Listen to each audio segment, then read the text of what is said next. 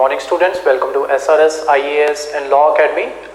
आज की जो हमारी क्लास है, बेसिकली ये क्लास नहीं है, मुझे आपसे बस थोड़ी सी बात करनी है।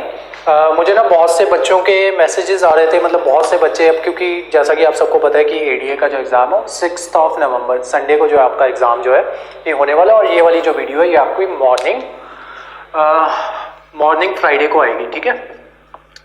तो फ्राइडे, सैटरडे, संडे और मंडे, ठीक है, मैं यहाँ पे नहीं हूँगा, अमृतसर में नहीं हूँगा, तो इसी वजह से ये वाली जो क्लास है ये मैं आपके लिए पहले रिकॉर्ड करने जा रहा हूँ, ठीक है।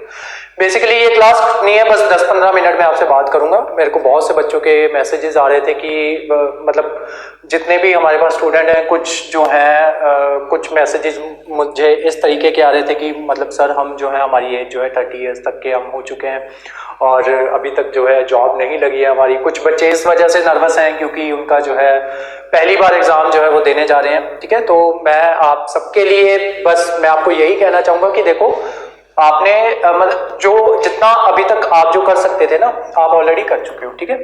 अब इसके बाद नर्वस होने की आपको ज़रूरत नहीं है कि हाँ एग्ज़ाम कैसा जाएगा, अच्छा जाएगा या बुरा जाएगा, या आपकी जो कट ऑफ जो है वो कितनी रहेगी या कितनी रह सकती है। बहुत से मैसेजेस ऐसे आ रहे हैं कि हाँ सर प्लीज़ हमें बता दीजिए कि कितनी एक्सपेक्टेड कट ऑफ जो है वो जा सकती है, ठीक है। तो ये जो देखो, जो आपकी कट ऑफ होती है ना, ये ना तो PPSC डिसाइड करती है, ठीक है, ना ही कोई जो इंस्टीट्यूट होता है वो डिसाइड कर सकता है। जो कट ऑफ डिसाइड करने वाला फैक्टर होता है ना, वो आप लोग होते हो, ठीक है। वो किस तरीके से होते हो वो भी मैं आपको बता दूंगा, ठीक है। लेकिन उससे पहले ये थोड़ी सी बातें जो वैसे तो आपको पता ही है, ठीक है, आप एग्जाम देने जा रहे हो तो मेरे से ज्यादा बेहतर तरीके से ये चीजें जो है जो अभी बताने जा रहा हूँ वो आपको बताएंगी, ठीक है। कि 119 पोस्ट है, ठीक है, और इसमें जो एग्जाम आना है आपको उसमें 120 क्वेश्चन जो है वो आएंगे, ठीक है, ये भी आपको पता होगा। और 480 मार्क्स जो है आपके टोटल इतने बनते हैं, ठीक है। और एक क्वेश्चन जो होगा वो 4 मार्क्स का होगा और हर नेगेटिव गलत क्वेश्चन के लिए आपका 1 मार्क्स जो है वो डिडक्ट हो जाएगा, ठीक है। तो इसमें ये होता है कि सबसे पहले आते हैं ये जो नर्वस हो रहे हो उसकी बात, ठीक है। तो देखो, नर्वस होना ना नॉर्मल है, ठीक है, और बल्कि जो नर्वस नहीं हो रहा ना उसको थोड़ी सी टेंशन लेने की जरूरत है। नर्वस देखो दो लोग नहीं होते, या तो जिन्होंने बहुत ज्यादा पढ़ा होता है वो नर्वस नहीं होते, या फिर जिन्होंने बहुत बिल्कुल ही नहीं पढ़ा होता, ठीक है, वो सिर्फ ऐसे एग्जाम देने जा रहे होते हैं, तो उनको शुरू से ही पता होता है कि हमारा नहीं होना है, ठीक है। और जो नर्वस दूसरे वाले लोग होते हैं उनको ये होता है कि हाँ मेरा तो हो ही जाना है, इस वजह से वो नर्वस नहीं होते। लेकिन ये जो कंडीशन होती है ये ज्यादा खतरनाक होती है। मान लो कोई इंसान जो है वो नर्वस नहीं है और उसको लग रहा है कि हाँ मेरा हो ही जाना है, बाई चांस खुदा ना खास्ता ऐसा कुछ ना कुछ हो जाए कि हाँ उसका एग्जाम ना हो, तो वो जो इंसान होता है ना उसके डिप्रेशन में जाने के जो रीजंस होते हैं वो ज्यादा होते हैं, ठीक है। तो अगर आप सब लोग जो है नर्वस हो रहे हो तो ये कंप्लीटली नॉर्मल है और नेचुरल है, ठीक है। हर कोई नर्वस होता है, ठीक है। जब भी मैं भी एग्जाम्स देता हूं तो मैं भी नर्वस होता हूं, ठीक है। हर कोई होता है, चाहे किसी को कितना भी आता हो, ठीक है, हर कोई नर्वस होता है, तो ये नॉर्मल है, ठीक है। और नर्वस एज सच इस वजह से ना हो कि होगा कि नहीं होगा, आप इस तरीके से लेके जाओ कि हाँ कोई बात नहीं, मैंने अपना जो है मैंने अपना बेस्ट दिया है। और जो है उसके अलावा आपको ये भी पता है कि हाँ 119 सीट्स है, ठीक है। अब ऐसा तो होगा नहीं कि सबका होगा, ठीक है, सभी जो है सभी सिलेक्ट हो जाएंगे, ठीक है। तो 119 बच्चे जो है वही सिलेक्ट ही होंगे, ठीक है। सिलेक्ट तो सिर्फ 119 ही होंगे। आप बस ये मान के चलो कि हाँ मैंने अपने हिस्से की जितनी मेहनत मैं कर सकता था या जितनी मेहनत मैं कर सकती थी उतनी मेहनत मैंने की है, ठीक है। अब होना ना होना वो आगे की बात है, ठीक है। लेकिन आप खुले माइंड से, अपना रिलैक्स माइंड से जाओ, पेपर दे के आओ। और बस ये जो थोड़ी सी चीजें इनका ध्यान रखना कि हाँ 120 क्वेश्चन है और इसका 1 क्वेश्चन, हर एक क्वेश्चन आपका 4 मार्क्स का है, और जो हर एक गलत क्वेश्चन जो है वो आपका 1 मार्क्स जो है उससे आपका डिड्यूस होगा, ठीक है। अब जहां तक बात आती है कट ऑफ की, तो कट ऑफ मैंने बताया था कि कट ऑफ ना तो PPSC डिसाइड करती है, ना ही कोई जो आपकी एकेडमी होती है वो डिसाइड करती है। कट ऑफ डिसाइड करने वाले आप होते हो, ठीक है। तो कट ऑफ किस तरीके से बनती है वो थोड़ा सा मैं आपको समझा देता हूं ताकि आपको ये ना लगे कि मैं झूठ बोल रहा हूं, ठीक है, या मैं सिर्फ आपको समझाने के लिए या आपको दिलासा देने के लिए ऐसा कुछ बोल रहा हूं। तो देखो कट ऑफ कैसे डिसाइड होती है। तो कट ऑफ डिसाइड होने का फैक्टर ये होता है कि मान लो उस पर्टिकुलर दिन 10,000 बच्चे जो है उन्होंने एग्जाम दिया, ठीक है।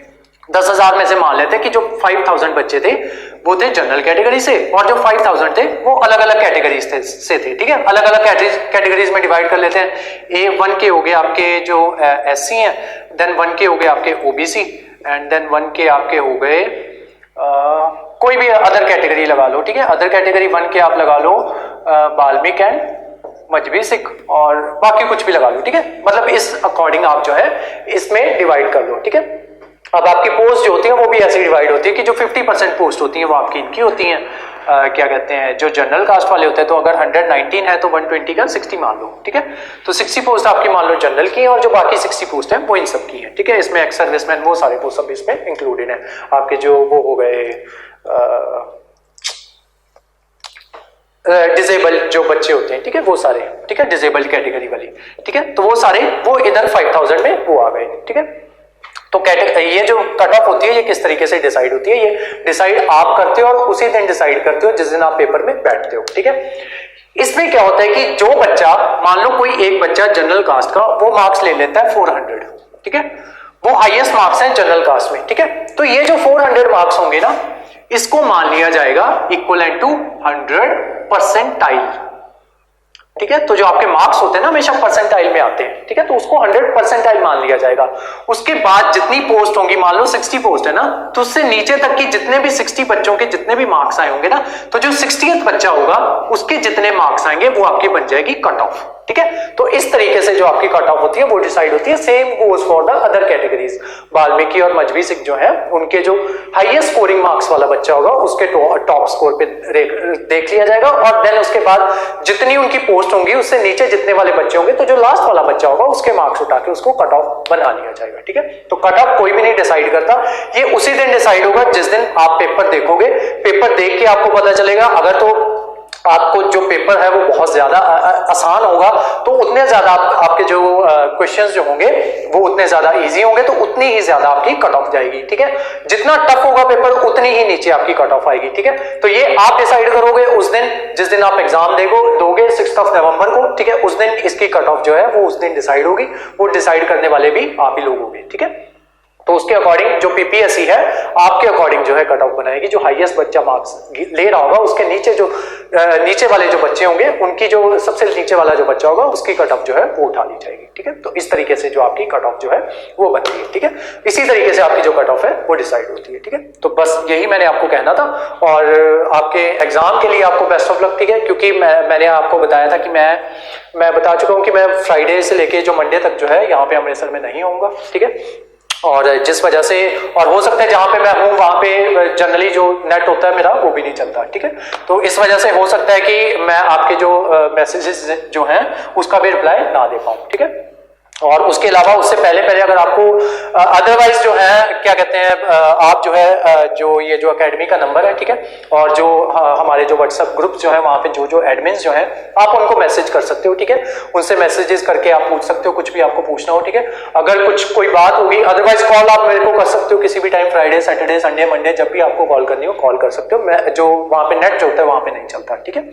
तो क्या कहते हैं आप फ्राइडे सैटरडे संडे मंडे जब भी आपको कॉल करनी हो कॉल करके कुछ भी पूछना हो वो आप मेरे से पूछ सकते हो। अदरवाइज कुछ अगर आपको नोट्स वगैरह चाहिए तो आप जो है जो हमारे जो एकेडमी वाले नंबर है वहां पे जो टीचर्स जो हैं जो एडमिन्स जो हैं उनसे आप क्या कहते हैं मैसेज करके या ग्रुप में मैंने जो ग्रुप की सेटिंग है वो चेंज कर दी हुई है। आप सभी जो है जो हमारा एडीए के जो टेस्ट सीरीज वाला ग्रुप है उसमें आप सभी जो है वो आप मैसेजेस जो है वो भेज सकते हो। और उसके अलावा जिस दिन एग्जाम होता है मैं आपसे एक्सपेक्ट करता हूँ कि आपका जो एग्जाम है बहुत अच्छा हो। आपने बहुत ज्यादा मेहनत की है, मुझे पता है, हम सबको पता है।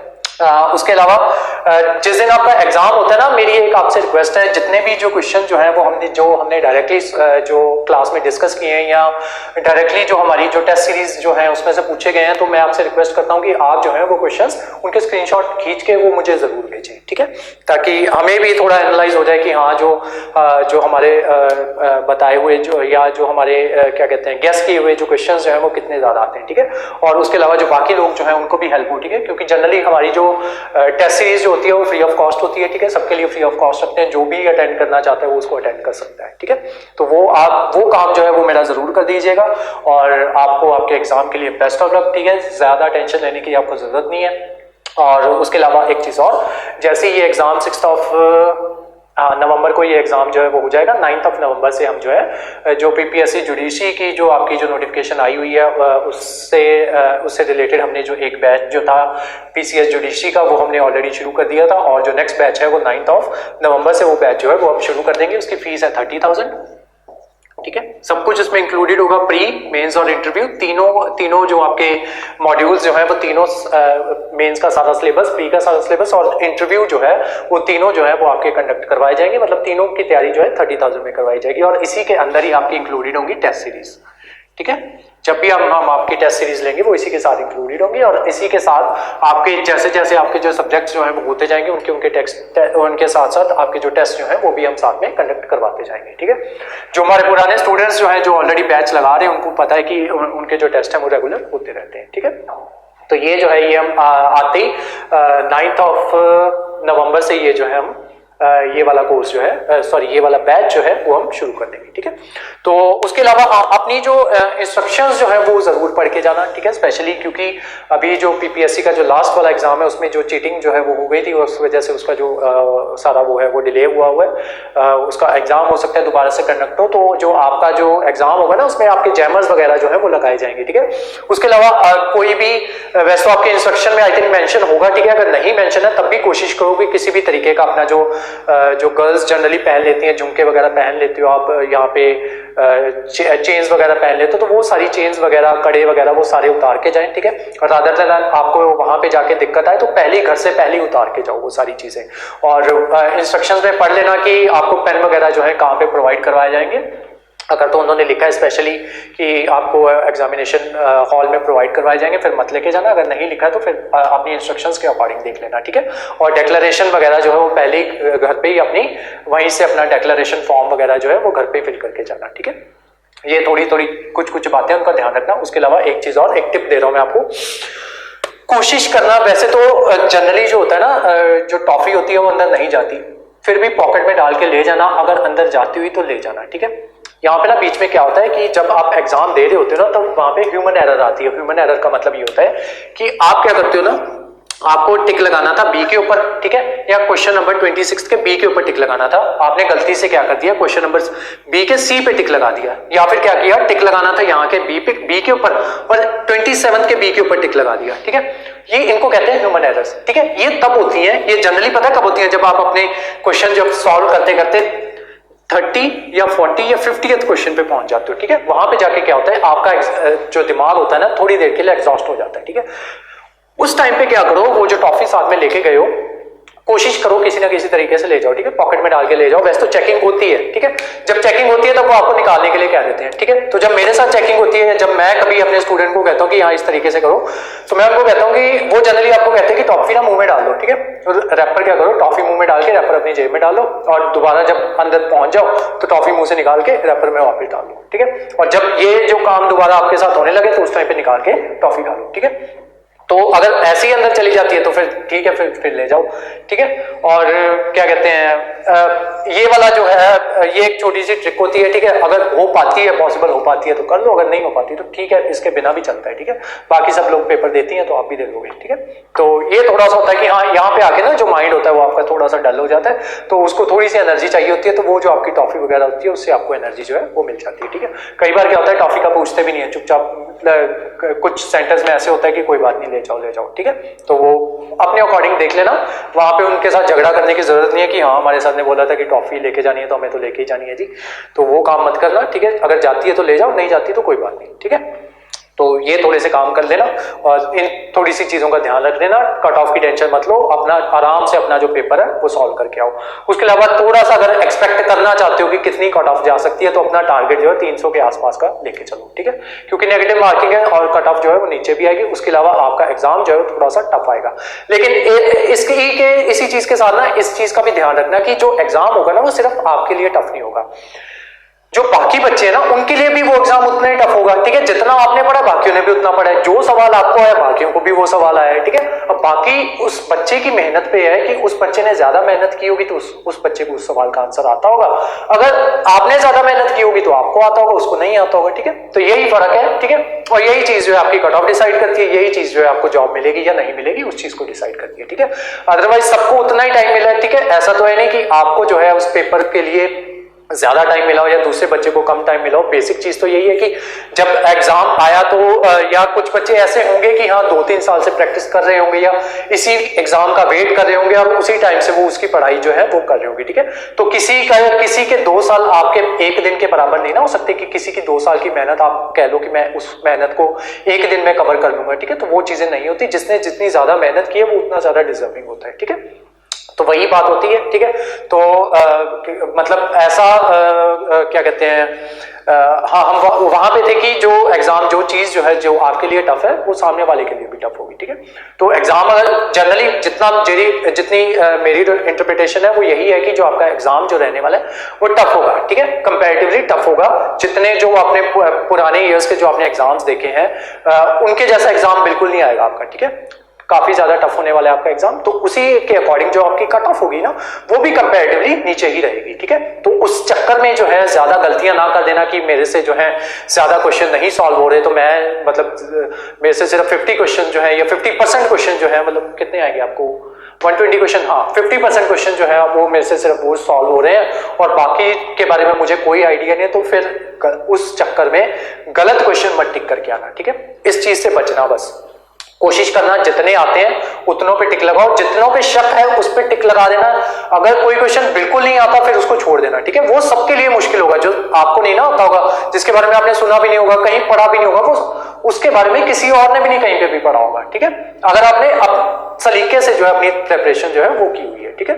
तो आज की जो मेरी क्लास थी या जो भी ये मैंने आपको बताना था 10-15 मिनट का, वो मैंने आपको बता दिया, ठीक है। तो आप जो है आपको आपके एग्जाम के लिए बेस्ट ऑफ लक, और जो है अब हम क्या कहते हैं जो हमारी जो मुलाकात होगी, जो नेक्स्ट मुलाकात होगी वो होगी ट्यूसडे को, ठीक है। तो आपको आपके एग्जाम के लिए best of luck and thank you so much.